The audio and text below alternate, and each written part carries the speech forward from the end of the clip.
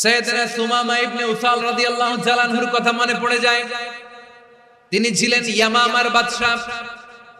মদিনাতে বিশ্বনবীকে হত্যা করার নিয়তে এসেছিলেন। গোপনে গোপনে বিশ্বনবীকে হত্যা করে আবার ইয়ামামাতে তিনি ফিরে যাবেন।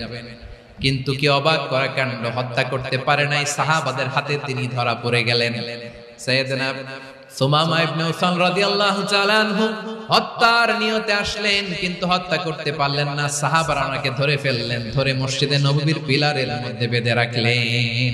সুমামা ইবনে উসাল সিরাত থেকে শুনে, সিরাত থেকে শোনাচ্ছি রাদিয়াল্লাহু তাআলা আনহু ইয়ামামার অধিপতি ছিলেন। বিশ্বনবীকে হত্যার জন্য আসছেন, ধরা পড়ে গেছেন, এখন মসজিদে নববীতে বেঁধে রাখছেন, তার মানে বন্দী। এখন স্ট্যাটাস কি? বন্দী, ক্যাপ্টিভ। তো বিশ্বনবী সাল্লাল্লাহু আলাইহি ওয়াসাল্লাম সাহাবাদেরকে বললেন, তার খোঁজ খবর নিও, সুমামা ইবনে উসালের খোঁজ খবর নিও। সাহাবারা বলেন, ইয়া রাসূলুল্লাহ, আপনাকে হত্যা করতে এসেছে, তার তো কঠিন ক্যাপিটাল পানিশমেন্ট হওয়া দরকার, কঠিন শাস্তি হওয়া দরকার। বিশ্বনবী বললেন, না, আমি যেটা জানি তোমরা সেটা জানো না, তোমরা সুমামার সাথে ভালো আচরণ করো। বিশ্বনবী সুমামার কাছে গেলেন। প্রথম দিন যে তিনি কালেমার দাওয়াত দিলেন, ইমানের দাওয়াত দিলেন, ইসলামের দাওয়াত দিলেন, রিসালাতের দাওয়াত দিলেন, আখিরাতের দাওয়াত দিলেন। পরের দিন যে বিশ্বনবী সালাতের দাওয়াত দিলেন, যাকাতের দাওয়াত দিলেন, ইসলাম কি, কিভাবে, কেমন করে পালন করতে হয় চমৎকার আর্টিকুলেট করতে শুরু করলেন। তন্ময় হয়ে সুমামা ইবনে উসাল রাদিয়াল্লাহু তাআলা আনহু বিশ্বনবীর কথাগুলো শুনতে আরম্ভ করলো।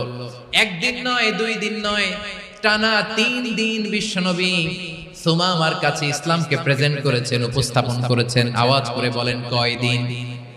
3 দিন। 3 দিন মসজিদে নববীতে বাধা। আর সাহাবীদেরকে বললেন, তার খোঁজ খবর নিও, তোমরা যে রুটি বানাও এর মধ্যে সবচেয়ে ভালো আটার রুটিটা তারে দিও, সবচেয়ে রিফাইন্ড খেজুর, যেটা পিওর খেজুর, এটা তারে দিও। আর বিশ্বনবী নিজের উট থেকে দুধ দহন করে ওনার বাড়ির এক কর্মচারীকে বলেছেন, দুধ দহন করে সুমামার জন্য নিয়ে যাও। সুবহানাল্লাহ পড়বেন না? সবাই তো অবাক, ইয়ামামা থেকে আসছে নবীকে হত্যা করতে, বিশ্বনবী দেখে তারে জামাই আদর করে।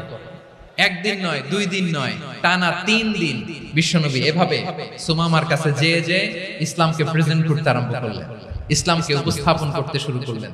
আর তাকে চমৎকার এন্টারটেইনমেন্ট, আপ্যায়ন দিতে আরম্ভ করলেন। টানা 3 দিন যখন ইসলামের দ্য বিউটিজ অফ ইসলাম, ইসলামের সুমহান বাণী, সৌন্দর্য তার কাছে উপস্থাপন শেষ, তাকে আপ্যায়ন শেষ, বিশ্বনবী বললেন সাহাবাদেরকে, যাও এবার সুমামার হাতের পায়ের রশি দুটো খুলে দাও।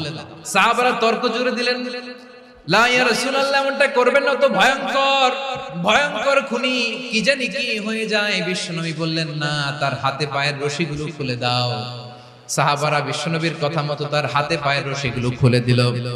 সুমামা মুহূর্তের মধ্যে মসজিদে নববী থেকে বের হয়, ইয়ামামায় ফিরে না যে মসজিদে নববীর পাশে একটা খেজুর বাগান ছিল, সেখানে চলে গেলেন।